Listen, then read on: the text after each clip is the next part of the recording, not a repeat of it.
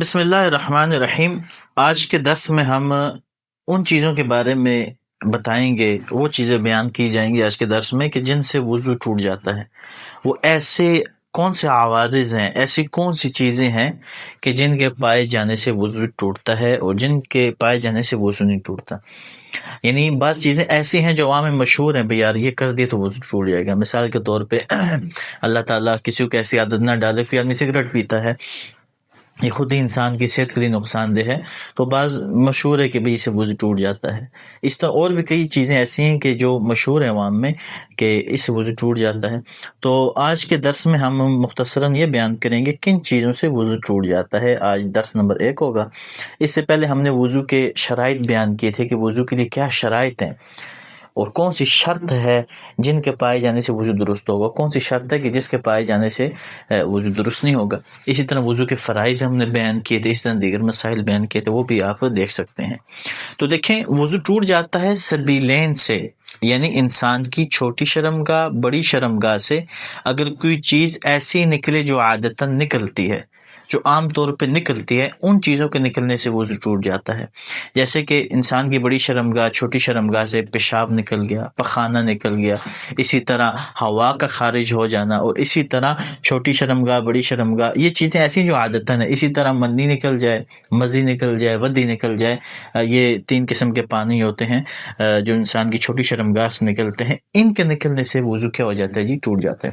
تو وضو کس سے ٹوٹتا ہے؟ نمبر 1، جو انسان کی شرمگاہ سے جو چیز عادتاً نکلے، پیشاب، پخانہ، ہوا، منی، مزی، ودی، سمجھ گئے جی؟ ان کے نکلنے سے وضو کیا ہو جاتا ہے؟ ٹوٹ جاتا ہے۔ اسی طرح وضو ٹوٹ جاتا ہے انسان کی شرمگاہ سے ایسی چیز نکلے جو عادتاً نہیں ہے، یعنی جو کیا ہے جی، غیر عادتاً ہے۔ مثلاً استحاضہ کا خون نکلے، استحاضہ کا جو بیماری کا خون ہوتا ہے، وہ استحاضہ کا خون نکل جائے، انسان کی شرمگاہ سے کیڑا وغیرہ نکل جائے، کنکری وغیرہ، اس طرح کی کوئی چیز نکل جائے جو غیر عادتاً ہے، اس سے وضو ٹوٹ جاتا ہے۔ سمجھ گئے جی؟ تو پہلا جس سے وضو ٹوٹ جائے گا، عادتاً جو نکلے، پیشاب، پخانہ، منی، مزی، ودی، حیض کا خون، نفاس کا خون وغیرہ وغیرہ، اس سے وضو ٹوٹ جائے گا۔ اور جو غیر عادتاً ہے، جو عام طور پہ نہیں نکلتا، جیسے استحاضہ کا خون، کہ حیض کی مدت کے بعد جو عام جیسے عورت کے رحم میں بیماری یا خون آ رہا ہے، استحاضہ کا خون ہو گیا، انسان کے شرمگاہ سے کیڑے وغیرہ کا نکل جانا وغیرہ، تو جو چیز غیر عادتاً ہے اس کے نکلنے سے بھی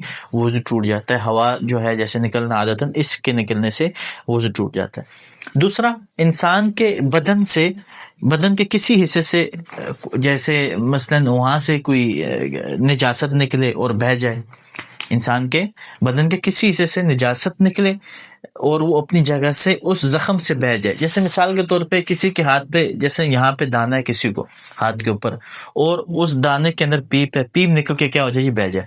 تو انسان کے بدن کے کسی حصے سے نجاست نکل جائے اور وہ نجاست ایسی جگہ کی طرف بہ جائے جس کا دھونا، غسل میں دھونا کیا ضروری ہے، یعنی وہ نجاست، وہ خون ہے، پیپ ہے، اور اس طرح گندا مواد ہو گیا، اس طرح بیماری کی وجہ سے جو نجس گندا پانی آتا ہے وہ نکل جائے۔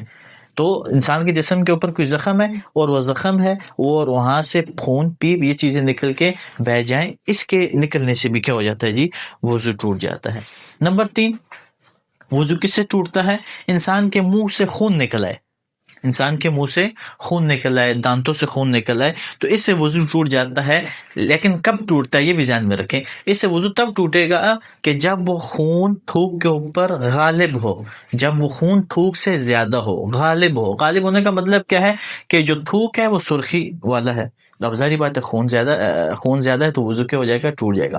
اور اگر خون غالب نہیں ہے بلکہ مغلوب ہے، کم ہے، یعنی زردی مائل ہے، تو اس سے وضو نہیں ٹوٹے گا۔ تو تیسرا مسئلہ کیا ہے بھئی؟ جس سے وضو ٹوٹ جاتا ہے کہ انسان کے منہ سے، دانتوں سے خون آ گیا۔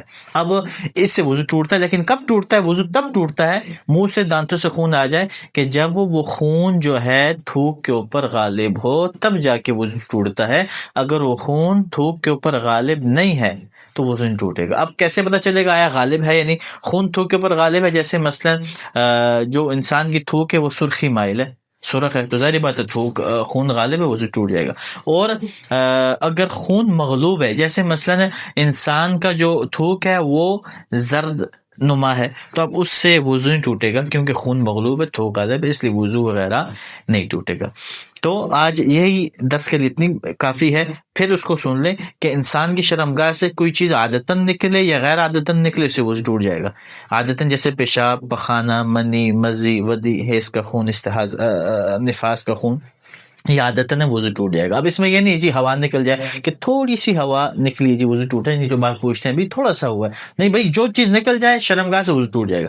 اس طرح شرمگاہ سے، بڑی چھوٹی شرمگاہ سے کوئی چیز ایسی نکلے جو غیر عادتاً ہے، جیسے کہ استحاضہ کا خون آ گیا، کیڑا وغیرہ نکل گیا، اس طرح اور کوئی غیر عادتاً چیز نکل جائے، اس سے بھی کیا ہو جاتا ہے جی وضو ٹوٹ جاتا ہے۔ دوسرا یہ ہے کہ انسان کے بدن کے کسی حصے سے، یہ تو آگے شرمگاہ، انسان کے بدن کے کسی حصے سے نجاست نکلے اور اپنی جگہ سے بہہ جائے، اس سے بھی وضو کیا ہوتا ہے ٹوٹ جائے۔ جیسے انسان کے ہاتھ کے اوپر زخم ہے، اب زخم کے اندر پیپ ہے، اب پیپ نکل کے باہر بہ گیا، خون نکل کے باہر بہ گیا، گندا مواد نکل کے، بیماری کی وجہ سے جو گندا پانی ہے وہ نکل کے انسان کے بدن سے باہر بہ جائے، اس زخم سے باہر آ جائے، اسے وضو ٹوٹ جاتا ہے۔ سمجھ گئے؟ ایک تو یہ کہ انسان کا ہاتھ چھل گیا اور خون صرف اوپر ظاہر ہو گیا، اسے وضو نہیں ٹوٹے گا، یہ تو کیونکہ اپنی جگہ سے بہا نہیں ہے، اس کے اندر اتنی طاقت ہی نہیں ہے، اپنی جگہ سے بہ نہیں گیا تو وضو نہیں ٹوٹے گا۔ تیسرا، وضو کب ٹوٹتا ہے کہ انسان کے منہ سے، انسان کے دانتوں سے خون آ جائے اور وہ خون زیادہ ہو، غالب ہو تھوک کے اوپر، مثلا